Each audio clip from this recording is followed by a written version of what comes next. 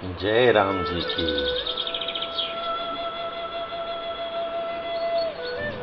श्री वाल्मीकि रामायण अयोध्या कांड 69वां सर्ग।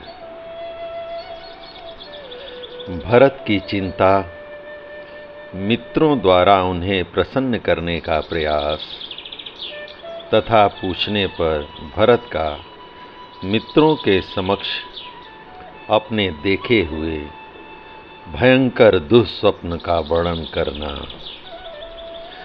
जिस रात दूतों ने नगर में प्रवेश किया था, उससे पहली रात में भरत ने भी एक अप्रिय स्वप्न देखा था।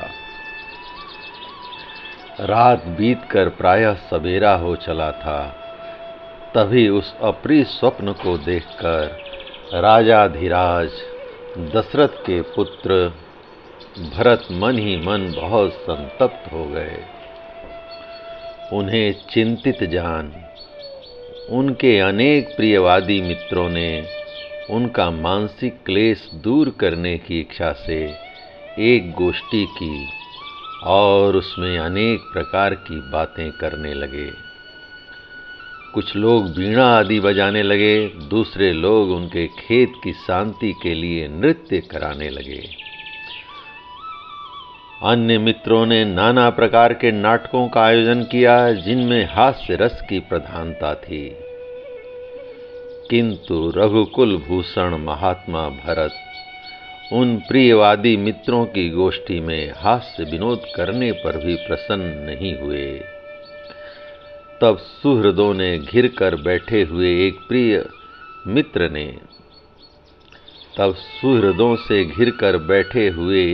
मित्र ने बीच में विराजमान भरत से पूछा, सखे, तुम आज प्रसन्न क्यों नहीं होते हो?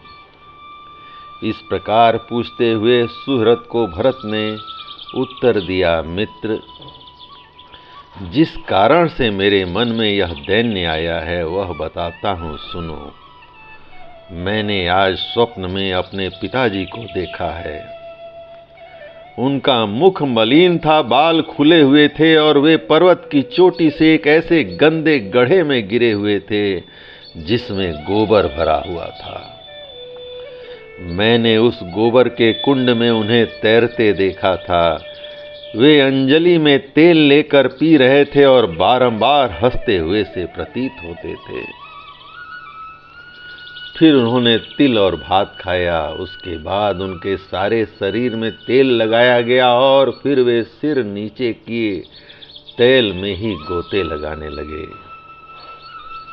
स्वप्न में ही मैंने यह भी देखा है कि समुद्र सूख गया, चंद्रमा पृथ्वी पर गिर पड़ा, सारी पृथ्वी उपद्रव से ग्रस्त और अंधकार से आच्छादित सी हो गई है। महाराज की सवारी काम में आने वाले हाथी का दांत टूक टूक हो गया है और पहले से प्रज्वलित होती हुई आग सहसा बुझ गई है। मैंने यह भी देखा है कि पृथ्वी फट गई है, नाना प्रकार के वृक्ष सूख गए हैं तथा पर्वत ढह गए हैं और उनसे धुआं निकल रहा है।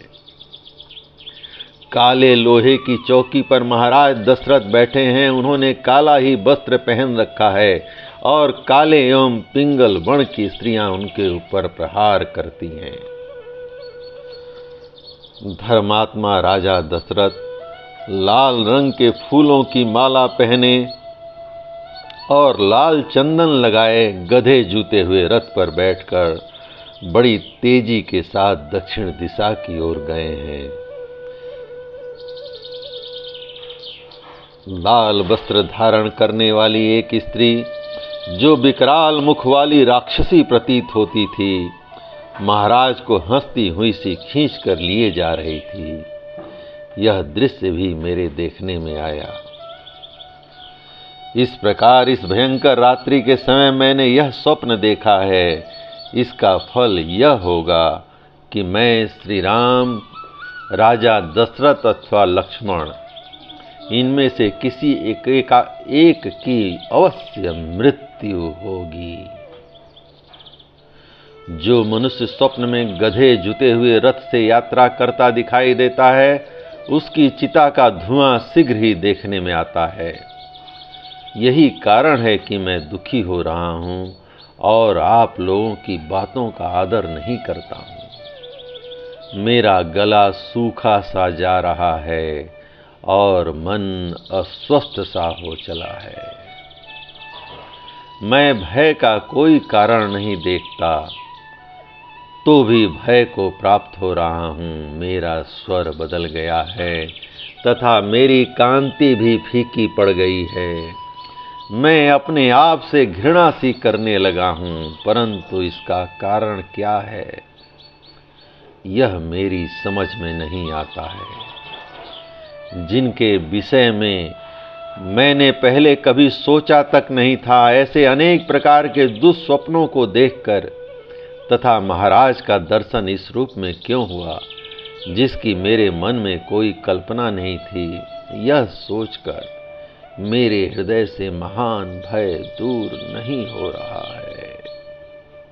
इस प्रकार श्री वाल्मीकि निर्मित आर्ष रामायण आदि काव्य के अयोध्या कांड का 69वां सर्ग प्रभु श्री राम की कृपा से पूर्ण हुआ। जय राम, श्री राम, जय जय राम।